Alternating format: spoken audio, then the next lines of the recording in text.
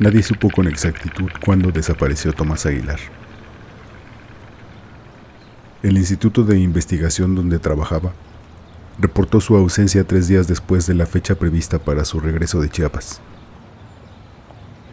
Allí realizaba un registro fotográfico sobre rituales en comunidades apartadas de la selva. Tomás era antropólogo, 38 años, investigador de campo. No tenía antecedentes médicos ni historial de comportamientos erráticos. Era racional, metódico, incapaz de hablar de espíritus o maldiciones sin hacerlo desde la distancia académica. Su último mensaje fue un correo enviado a su jefe. Le informaba que cambiaría su ruta para internarse más profundamente en la selva. Había encontrado indicios de un grupo que, según sus palabras, parece ser heredero directo de los brujos del México antiguo. 6 semanas después, su cuerpo y sus pertenencias fueron hallados por campesinos que buscaban animales perdidos en una zona remota. Dentro de su mochila estaban su cámara, una libreta saturada de lodo, varias tarjetas de memoria, un GPS y mapas de la región. El cadáver no mostraba lesiones externas ni internas que explicaran su muerte. Ante la ausencia de una causa evidente, el médico legista decidió no profundizar. La resolución oficial del caso fue escueta: muerte accidental por caída. Los técnicos que analizaron las tarjetas de memoria lograron recuperar algunas imágenes. Las describieron como incoherentes. Figuras borrosas entre lo que parecía una cavidad subterránea, rostros deformados por humedad o por movimiento, el interior de una choza, fogatas, fragmentos del cielo nocturno donde las estrellas brillaban de manera anómala. Más inquietantes aún fueron las fechas de captura de las imágenes. No coincidían con ningún calendario. Algunas imágenes parecían tomadas minutos después de su desaparición, otras, años antes de su llegada al lugar. Nadie pudo explicarlo. Tampoco nadie lo intentó por mucho tiempo. La libreta, lo único legible entre el lodo, era su diario de campo. Lo que sigue es la transcripción exacta de esos apuntes. Llegué hace 23 días, según mi cuaderno, aunque podría jurar que llevo meses en la selva. Vine para registrar rituales de los lacandones en torno al agua y sus representaciones mitológicas. Quería documentar las historias que aún se transmiten en los márgenes del Usumacinta, antes de que se diluyeran con la modernidad. Era un proyecto que me permitía publicar en algunas revistas y mantener la beca para el siguiente año.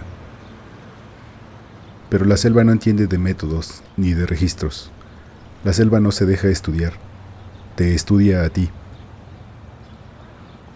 Pasé meses enviando mensajes a Don Neto, un agricultor de la zona que había servido como contacto para otros colegas, interesados en acercarse a comunidades apartadas. Mi intención era adentrarme en la selva, siguiendo a un grupo de familias que migraban de Chiapas a Tabasco con su ganado. Los descubrí por casualidad, en una fiesta patronal cerca de Chiapa de Corzo, donde acudí a documentar para un artículo académico. En mis notas los registré como los caminantes. Nunca había escuchado de un grupo similar. Mi curiosidad profesional quedó atrapada en ellos desde ese día. Lo único que tenía era una fotografía. Se les veía entrando a la iglesia para dejar panes y veladoras. Eran unas 20 personas de todas las edades. En la imagen se distinguían con claridad del resto por su forma de vestir, por su porte, por algo difícil de nombrar. Una diferencia que no parecía cultural, parecía temporal, como si fueran gente fuera de su época. Llamé al párroco para obtener más información. Los datos que obtuve me llevaron a contactar a Don Neto. Con su ayuda, después de meses de mensajes, correos y videos, el patriarca del grupo, a quien solo nombraban como Carlos, aceptó reunirse conmigo cerca de la capital de Tabasco. Cuando por fin conocí a Carlos, calculé que tendría unos 50 años. Cabello completamente negro, piel curtida, una mirada fija, como quien ha visto demasiados caminos. Tras 8 horas de conversación llena de silencios largos y reservas, logré convencerlo de permitirme acompañar su recorrido. Pero la concesión tenía condiciones estrictas. Podía caminar con ellos solo hasta la mitad del trayecto, ni 1 kilómetro más. El resto lo harían únicamente ellos, sin testigos externos. Mi intención era documentar el viaje con fotografías, registrar sus prácticas y, si tenía suerte, entrevistar a alguien llegado el momento. Pero desde el principio entendí que para ellos yo era un visitante tolerado, no un participante. Al reunirme con Carlos y los demás hombres noté su compostura. Caminaban en silencio, siguiendo un ritmo que no era audible para mí. No había mujeres ni niños en el grupo. Me explicaron que ellos se unirían más adelante, precisamente a la mitad del camino, el límite donde yo debía detenerme. Cuando pregunté por qué no podía acompañarlos más allá, incluso ofreciendo permanecer al margen y dejar de tomar fotografías, Carlos solo negó con la cabeza. Para nosotros, el camino tiene dueños, me dijo, y tú no puedes cruzar donde ellos empiezan a mirar. Le insistí, torpemente, como investigador que necesitaba comprender. Entonces su voz se volvió dura, no amenazante, sino definitiva. El camino no mata al que pasa en silencio, dijo, mata al que se hace notar. No entendí del todo lo que me quiso decir, pero algo en su tono me impidió preguntar de nuevo esa noche. El límite es el templo, añadió, sin apartar la vista del suelo. De ahí no pasas aunque quieras, doctor. Y si pasas, no hagas ruido que no debas hacer. Me lo dijo como quien nombra una ley natural, sin amenaza ni advertencia, tan inevitable como la gravedad. Algo que existía mucho antes que ellos, antes que yo, antes que incluso los caminos que pretendía estudiar. Durante las semanas siguientes caminé detrás de ellos, siempre a cierta distancia, tal como Carlos me había pedido. El grupo avanzaba con una organización impecable.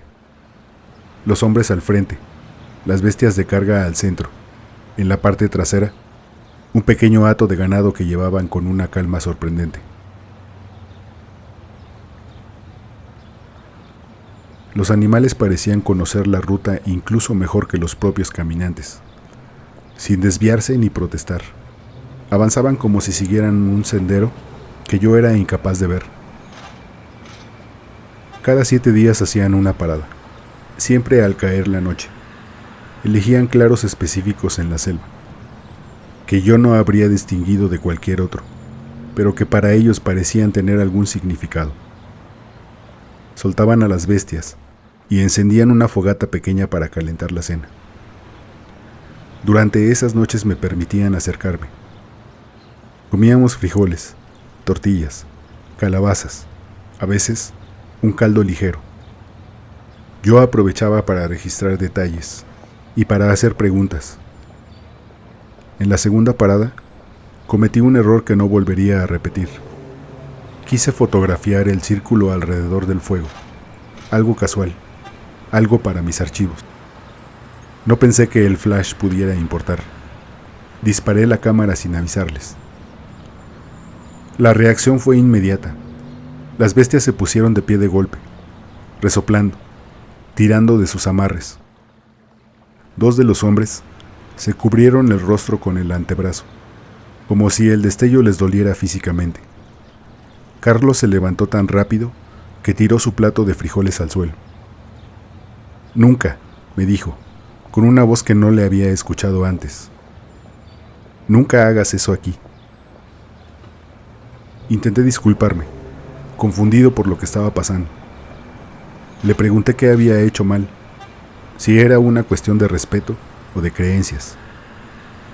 No son creencias, doctor, me respondió, ya más calmado. Aquí, una luz así, de golpe, se nota. Y lo que no debe notarnos, esa luz le avisa. No entendí en ese momento el alcance real de esa frase. La anoté en mi cuaderno como una curiosidad más del grupo, un dato de campo más. Solo eso. Guardé la cámara esa noche y no volví a usar el flash cerca de ellos. Hicieron 4 paradas en total antes de la luna nueva. 4 fogatas. 4 noches de historias apenas sugeridas y de silencios demasiado densos. Siempre, antes de dormir, todos, hombres y animales por igual, volteaban la cabeza hacia la oscuridad entre los árboles, como si escucharan algo que yo no podía oír. Así seguimos, avanzando entre ríos claros y senderos angostos, hasta que llegó la luna nueva. Aquella noche marcaba el final de mi recorrido con ellos. Esa última noche fue distinta desde el primer momento. No hubo bromas alrededor de la fogata, ni conversaciones breves sobre el clima o la ruta del día siguiente. Todos estaban tensos, atentos al viento, como si escucharan un rumor que yo no alcanzaba a notar. Incluso los animales se movían inquietos, levantaban la cabeza, olfateaban la oscuridad. Carlos me llamó a un lado cuando terminamos de cenar. Su rostro, iluminado apenas por la llama débil del fuego, parecía más viejo que nunca. «Hasta aquí llegas, doctor», dijo con suavidad. «Nuestro destino está a unas 3 horas. Mañana al amanecer, nosotros seguimos. Tú te regresas». No discutí. Saqué mi libreta y con la urgencia de quien sabe que es la última oportunidad, comencé a hacerle todas las preguntas que llevaba semanas acumulando. Esta vez, Carlos me las respondió. Supe que el templo del que hablaba no era un edificio. Era un montículo alargado cubierto de vegetación, apenas perceptible si uno no sabía qué buscar. Antes había un templo de verdad, me dijo uno de los hombres más jóvenes. Era de piedra. Lo tumbaron los que vinieron con Cortés, pero lo que estaba abajo, eso no pudieron tumbarlo. A eso solo se le puede tener quieto, y se le tiene quieto en silencio. No supe ni qué responder. ¿Qué hay ahí abajo?, pregunté finalmente. Carlos inhaló profundamente, cerró los ojos y negó con la cabeza suavemente. Algo que no debe de salir, algo que nuestros abuelos mantuvieron quieto, y los abuelos de ellos también. Nosotros solo seguimos lo que nos toca. Más allá de ese monte, ya no podemos cuidar a nadie que se haga notar, ni a usted ni a los suyos. Sus palabras no tenían tono amenazante. Era una advertencia simple. Dijeron que no podían garantizar mi seguridad a partir del límite, que lo que estaba contenido no buscaba ser encontrado, pero que a veces despertaba cuando algo lo perturbaba. Un ruido fuera de lugar, una luz que no debería estar ahí, una mano que tocara algo que no debía tocar. Nunca mencionaron demonios, ni entidades, pero no hizo falta.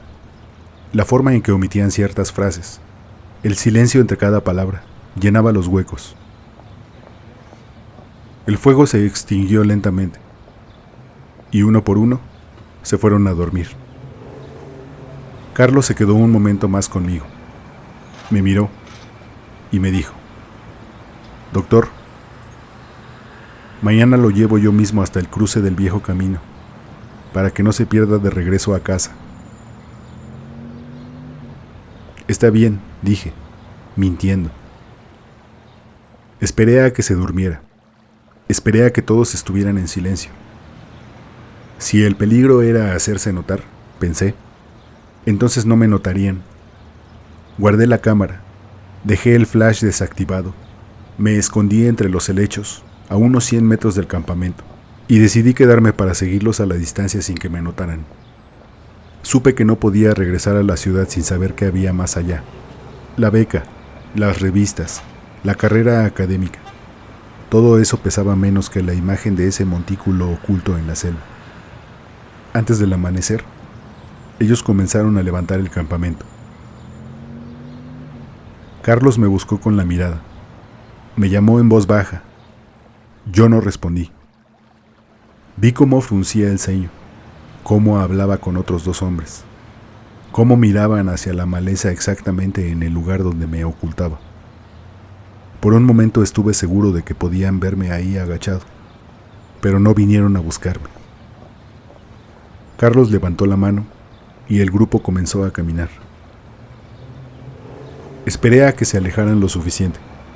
Luego, comencé a seguirlos a distancia, avanzando entre matorrales, usando el sonido del ganado para no perder la ruta. Al principio sentía que me descubrirían en cualquier momento. Cada crujido bajo mis pies era una sentencia. Cada rama que se movía me hacía sostener la respiración. Pero el grupo nunca volteó, nunca disminuyó el paso. Mientras yo no hiciera ruido, mientras no encendiera ninguna luz, el camino parecía dejarme pasar. La regla, al menos hasta ahora, se sostenía. En cuanto tuve la oportunidad, marqué el sendero en mi mapa. Registré coordenadas en el GPS en silencio, tapando la pantalla con la mano. Necesitaba asegurarme de poder volver al punto donde empezaba el peligro. Caminamos por lo menos 6 horas. Logré seguir el sonido de los animales hasta que llegamos a un claro. En el centro había un montículo de apenas unos metros de alto, extrañamente regular. Lo primero que noté fue el silencio. No el silencio normal de la noche en la selva, con ese murmullo constante de insectos, el roce de hojas, el grito lejano de algún animal. Esto era otra cosa. Un silencio absoluto, como si la selva misma hubiera contenido la respiración. El grupo se detuvo al borde del claro. Los animales, que durante todo el trayecto habían avanzado con esa calma antinatural, ahora se quedaron inmóviles, con las cabezas agachadas. Carlos levantó una mano. Los hombres comenzaron a formar un semicírculo frente al montículo. Desde mi escondite pude ver cómo descargaban algo de las mulas. Vasijas de barro, canastos con pan, calabazas llenas de agua. Las colocaron con cuidado al pie del montículo, en un orden que parecía obedecer a algún patrón que yo no comprendía. Entonces comenzaron a cantar.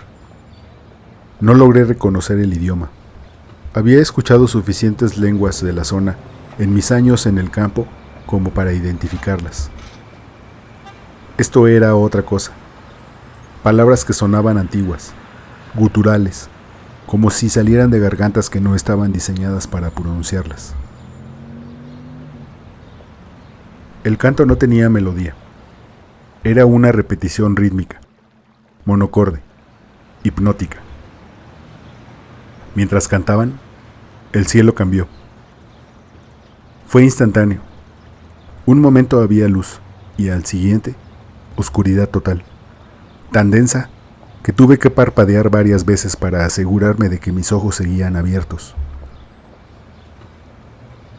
Pero ellos, los caminantes, seguían visibles, o más bien, brillaban. El grupo parecía reflejar alguna luz que yo no podía ver. Revisé mi reloj. Las manecillas se movían de forma errática. Adelante, atrás, adelante de nuevo. El segundero giraba en sentido contrario. Sentí náuseas. El canto se volvió más intenso, y al hacerlo, los vi cambiar. Fue sutil, casi imperceptible al principio. Uno de los hombres levantó el brazo para hacer un gesto. Su mano se desdibujó, como humo, como si su carne fuera apenas una sugerencia. Una idea de solidez que podía deshacerse en cualquier momento. Parpadeé, y al hacerlo, la mano volvió a ser sólida. Pero entonces vi a otro que giraba la cabeza.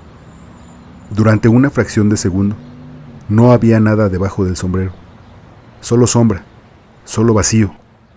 Luego, su rostro estaba ahí de nuevo, curtido y serio, como si nunca hubiera desaparecido. Mi mente buscaba explicaciones. El cansancio, la deshidratación, las sombras jugando con mi percepción. Pero sabía que lo que veía era real, o al menos, tan real como podía hacerlo en ese lugar. El montículo comenzó a emitir un resplandor negro, si es que tal cosa puede existir. Era como ver un agujero que absorbía la poca luz que quedaba y la devolvía transformada en otra cosa. Carlos se adelantó, levantó ambas manos hacia el montículo y pronunció una sola palabra. Y el montículo se abrió. No hubo estruendo de piedras rompiéndose, ni crujido de raíces partiéndose. Simplemente se abrió, como una boca, revelando una entrada rectangular de piedra negra con escalones que descendían hacia la oscuridad absoluta. Uno por uno, comenzaron a entrar. Carlos primero, luego los hombres, en fila, cada uno sosteniéndose del hombro del que iba adelante. Cuando el último estaba por cruzar el umbral, volteó directamente hacia donde yo estaba escondido, a unos 60 metros de distancia. Simplemente me miró durante 3 segundos que se sintieron como horas. Luego entró, y yo, Dios me perdone, lo seguí. No recuerdo haber tomado la decisión de moverme. Un momento estaba agazapado entre los helechos. El siguiente estaba cruzando el claro, mis piernas moviéndose solas. La entrada del montículo me esperaba como una herida abierta en la tierra. Los escalones eran estrechos, tallados en una piedra que no reconocí. No había musgo, no había humedad. Era como si ese lugar existiera fuera del alcance de la selva, protegido por algo más antiguo que el tiempo. Encendí mi linterna. El haz de luz temblaba. O temblaba yo. No estoy seguro. Los muros a ambos lados estaban cubiertos de relieves. Figuras humanas, o casi humanas, realizando rituales, pero entre ellas, otras formas. Manchas oscuras talladas en la piedra que parecían moverse cuando la luz no las alcanzaba directamente. Documenté todo lo que pude con mi cámara, sin flash. El túnel descendía en una espiral irregular. No sé cuánto caminé. Mi reloj seguía marcando el tiempo de forma caótica. A veces, 1 minuto duraba segundos. A veces, se extendía hasta volverse insoportable. El túnel se ensanchó hasta convertirse en una cámara, y ahí estaban ellos. Los caminantes formaban un círculo alrededor de algo que al principio no pude distinguir. Sus cuerpos oscilaban al ritmo del canto, pero ahora podía verlos con claridad. No eran completamente sólidos. A veces eran hombres, a veces eran sombras con la forma de hombres, a veces eran ambas cosas a la vez. Di un paso más hacia adelante, entonces vi lo que protegían. En el centro de la cámara había un pozo. No era un pozo, era una ausencia. Un vacío tan profundo que dolía mirarlo. Y desde ese vacío subía algo, una presión que empujaba, como si algo enorme estuviera contenido ahí abajo, presionando contra una barrera invisible, intentando salir con todas sus fuerzas. Las paredes de la cámara estaban cubiertas de inscripciones. Me acerqué a una de ellas, olvidando por un momento el peligro. La fascinación académica tomando control.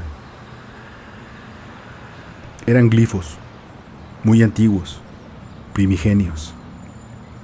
Y entre los glifos, imágenes talladas con una precisión perturbadora, Barcos españoles con velas hinchadas por el viento. Y en las cubiertas, entre los conquistadores, había otras cosas. Sombras con forma humana pintadas de negro que no proyectaban los reflejos de mi lámpara. Las imágenes las mostraban bajando de los barcos, entrando a las ciudades, y donde pasaban, la gente dejaba de estar viva, sin estar exactamente muerta. Caminaban, pero vacíos. Obedecían, pero sin voluntad. Más adelante en los murales, otro grupo. Hombres como Carlos, como los caminantes, enfrentándose a esas sombras, conteniéndolas, encerrándolas. Guardianes eternos, eso eran. Eran los descendientes de quienes habían encerrado esas sombras hace 500 años, cuando llegaron con la conquista, y seguían aquí, generación tras generación, asegurándose de que lo que estaba abajo nunca saliera. El canto cesó abruptamente. El silencio que siguió fue peor que cualquier otro ruido. Entonces escuché algo moverse en el pozo. Era una presencia que se desplazaba. Algo que subía, lentamente, probando la barrera. Los caminantes se tensaron. Sus formas parpadearon más rápido, como si el esfuerzo de mantenerse sólidos fuera cada vez mayor. Carlos levantó las manos y gritó, pero no palabras. Hizo un sonido algo más primario, más desesperado. Los demás respondieron al unísono, sus voces creando una barrera de sonido alrededor del pozo. Fue entonces cuando cometí el error que llevaba semanas evitando. La fascinación pudo más que la memoria. Levanté la cámara, enfoqué hacia el pozo y sin pensarlo, disparé la cámara con el flash. La luz blanca atravesó el lugar como un cuchillo. Por un instante, todo quedó congelado. Los caminantes, el pozo, las sombras en las paredes. Luego, un estruendo. Un sonido que no venía de afuera. Fue un quiebre dentro de mí, como si algo se hubiera roto en el centro de mi pecho. Y el pozo exhaló. Una ráfaga de aire frío, denso, húmedo, salió desde el vacío. Y con ella, algo más. Sentí cómo la oscuridad se espesó, volviéndose tangible, casi viscosa. Y sin saber cómo, de un momento a otro, una de esas sombras estaba frente a mí. Era la ausencia de forma, un hueco en el espacio que dolía mirar. Donde debería haber estado su rostro, solo había un vacío hambriento. No recuerdo haber gritado, pero debía hacerlo, porque lo siguiente que supe fue que Carlos estaba entre la sombra y yo. Sin decir nada ni mirarme, simplemente levantó ambas manos. Su cuerpo se volvió completamente translúcido, brillando con esa luz que no era luz. La sombra se lanzó contra él. Lo que siguió no puedo describirlo con precisión. Hubo un destello, un sonido como tela rasgándose, y la sombra retrocedió, contenida de nuevo, hacia el pozo. Carlos cayó de rodillas. Cuando volteó hacia mí, su rostro estaba consumido, envejecido décadas en segundos. Levantó una mano temblorosa y señaló hacia el túnel. «Corre», me dijo. Su voz era apenas un susurro. «Corre y no vuelvas. Ya no puedo salvarte 2 veces». Sin hablar, sin agradecerle, corrí. Subí por el túnel sin mirar atrás, tropezando, cayendo, levantándome.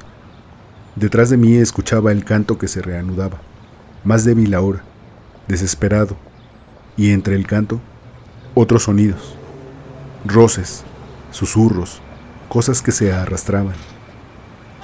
Salí del montículo con el cielo aún oscuro. Al poner un pie fuera, el amanecer llegó de golpe, como si alguien hubiera encendido un interruptor. Caí de rodillas en el pasto, jadeando, temblando. Cuando me pude poner de pie y continuar mi huida, Noté que algo me faltaba. Mi cámara. La había dejado tirada en aquel túnel, junto al pozo, cuando salí huyendo. Todas las fotografías, toda la evidencia, todo lo que necesitaba para que alguien me creyera. Todo se había quedado ahí. Me quedé mirando mis manos vacías y supe que tenía que volver por ella. Encontré un árbol hueco donde esconderme y saqué esta libreta. Sé que debería irme. Sé que Carlos tiene razón, pero no puedo. La cámara es todo lo que me queda. Sin ella, esto no es nada. Solo el delirio de un investigador que pasó demasiado tiempo en la selva. Necesito esas fotografías. Necesito las pruebas. Sé que si no tengo las imágenes, entonces nada de esto fue real. Y si nada de esto fue real, entonces Carlos envejeció décadas por nada. Y yo me iré a la ciudad a dar clases como si no hubiera visto nada de esto. No puedo. Necesito escribir todo antes de volver. Antes de que mi mente intente convencerme de que nada de esto pasó. Necesito dejar constancia de lo que vi, de lo que existe debajo de ese montículo, de quiénes son realmente los caminantes. Ya veo las luces del campamento a lo lejos. Han vuelto al montículo. Entro de nuevo al túnel, esta vez rápido. Solo tomo la cámara y salgo. Aquí termina el diario de Tomás Aguilar. La cámara fue encontrada junto a su cuerpo. Todas las tarjetas de memoria estaban intactas. Las fotografías siguen sin poder explicarse.